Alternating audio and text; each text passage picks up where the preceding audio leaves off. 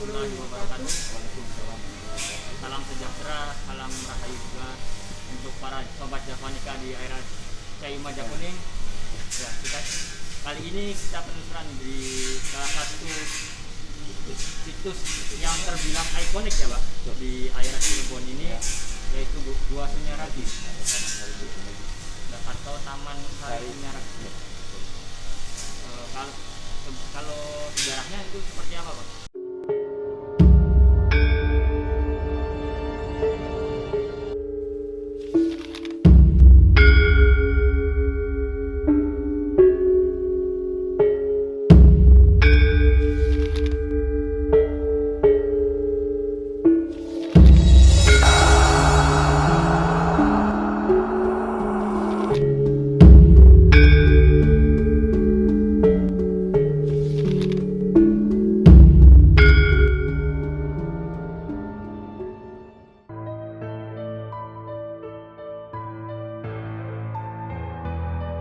Jadi AA atau Mas ya tadi nyebut Gua Sunyaragi atau Taman Sari Gua Sunyaragi ya. Ya.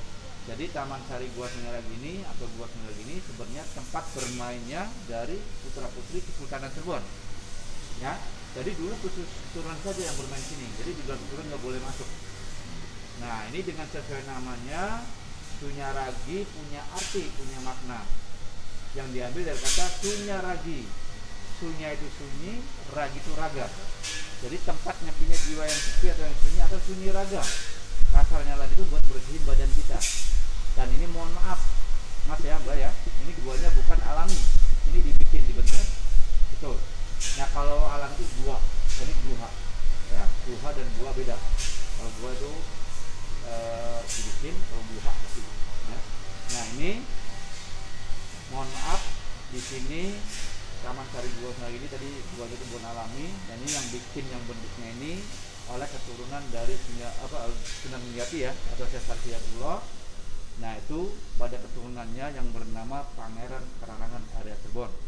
Nah ini dibangunnya kalau di dalam situsnya itu di dalam Taman Sarinya itu dimulai dari 1596 sampai 1788 dan itu fungsinya masing-masing beda.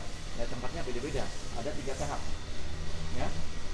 Yang pertama kali itu sebelum Kesultanan itu yang bikinnya oleh Pangeran Mas Denwaripun, yaitu di tahun 1596. posisinya atau tempatnya itu di Gua Petang. Nah nanti Bapak dijelasin di dalamnya ya. Dan yang kedua 1703 posisinya kompleks Gua Padangati dan sekelilingnya. Dan yang ketiga 1788 kompleks Arga Jumut dan Pandai Kemasan, nanti Bapak boleh tahu. Dan di sini kita nggak ada pantangan, kita bebas boleh foto-foto nanti di dalam. Tapi mohon maaf, nah ini ada salah satu sugesti dulu khususnya yang bagi perempuan yang masih gadis atau perawan. Nah itu nggak boleh megang patung perawan Sundi. Pernah dengar ya? Iya. Nah itu istilah perawan Sundi tersendiri itu jadi perawan tua yang nggak laku nikah sampai meninggal nggak berjodoh. Dan mitosnya apabila yang nyentuhnya seorang gadis atau perawan yang belum menikah, nanti susah jodohnya, nggak berjodoh. Kalau laki yang bujangan, yang udah hubungannya suami istri, udah janda boleh. Kalau yang bujangan, balikannya cepat-cepat jodoh ya. Kalau yang perempuan nggak boleh. Dan itu patungnya beda. Dulu patungnya berbentuk seorang perempuan ya. Kalau sekarang kita ganti dengan patung biasa, tetap posisinya di depan pintu masuk Gua Petang. Jadi itu ngalangin pintu masuk Gua Petang. Nah, kenapa ngalangin pintu masuk Gua Petang? Itu ada pepatah orang tua dulu, yang gadis atau yang perawan nggak boleh duduk atau berdiri di depan pintu. Sebentar pamalinya kenapa? Tahu nggak? Pamalinya Lamaran. Nah, itu nanti lamarnya balik lagi, yang ngapel balik lagi ya, jodoh susahnya ya, dia susah jodoh. Jadi itu pamalinya orang itu nggak bisa masuk karena pintunya ketutup dengan orang yang berdiri atau duduk. Makanya lamarannya balik, yang ngapel balik lagi karena nggak ada pintunya, jadi kelihatan nggak ada pintunya karena ketutup dengan orang gitu ya. Dan ini yang kita berdiri ini setelah pembikinan situs di dalam, nah ini namanya Gedung Pendopo atau Pesanggerahan, dan ini dibikin 1848 setelah pembikinan situs di dalam ya. Nah ini yang bikin ini oleh keturunan Sesar Hidayatullah itu, jadi ini ibunda Ratu Adimah, jadi ibundanya yang bikin situs di dalam tadi, Pangeran Kerarangan tadi ya. Nah ini fungsinya buat nginep apabila keluarga kunjungan di sini. Ini ada 2 ruangan, itu kanan kiri, tapi kan udah terpakai buat gudang. Nah ini apalagi suruh puasa di dalam, keturunan nggak mau, ada males, banyak nyamuk, gelap juga ya. Nah ini lebih lanjutnya nanti Bapak jelasin di areanya, dan itu nanti masing-masing fungsi guanya itu beda-beda ya. Oh ya, mohon maaf tadi ya hampir ketinggalan. Nah ini Taman Sari Gua Surag ini sebenarnya dulu disebut Segaran Hamparan Jati atau Taman Air ya, karena dulu dilingkup dengan air dan pohon jati. Jadi seolah-olah ini bangunan ini ngapung di atas air. Karena hubungan mata airnya tertimbun ditutup di uruk, artinya tidak bisa ngalir lagi dari sini airnya. Jadi tinggal cerita aja. Jadi tidak bisa saluran aja. Nah itu nanti ada penemuannya nanti Bapak jelasin nanti juga di sana. Nah ini mari kita oh ya satu lagi, nanti jangan kaget, bangunan yang di Taman Sari ini hampir 70% karang laut. Karang lautnya mohon maaf bukan dari pantai utara atau pantai Cirebon, ini dari laut kidul atau laut selatan ya. Nah yang bawa ke sini atau yang bikinnya itu ada bantuan di luar dan begini. Ya kalau nggak ada bantuan nggak mungkin. Ya. Nah ini lalu ya kita jalan. Ya ini supaya urut kita harus depan dulu ya. Mari.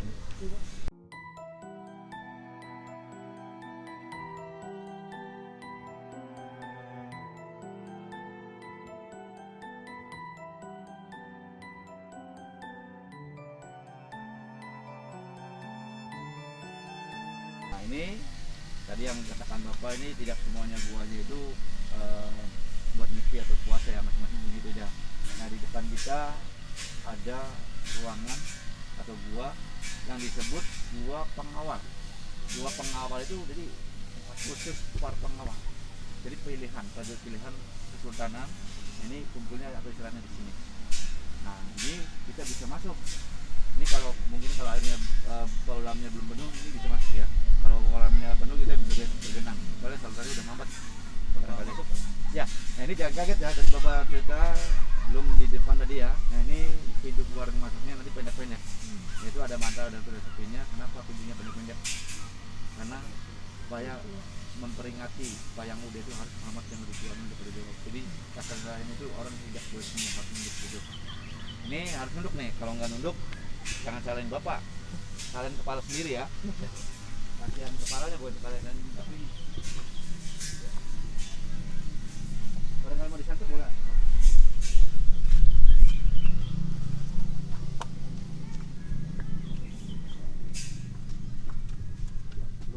Bisa masuk, bisa.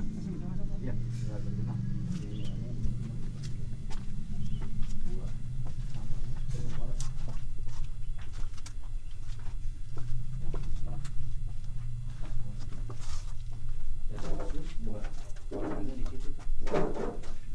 Ini apa? Oh berarti dulunya ini tergenang air nggak Pak? Enggak, Cuman yang tadi pintu masuk. betul. Itu enggak tergenang air, jadi ini ada saluran air juga buat pendingin juga ya. Ini kayak lubang-lubang ini serapan air. Nah, kita marupnya di sini keluarnya. Nah, yuk. Angin banget, angin.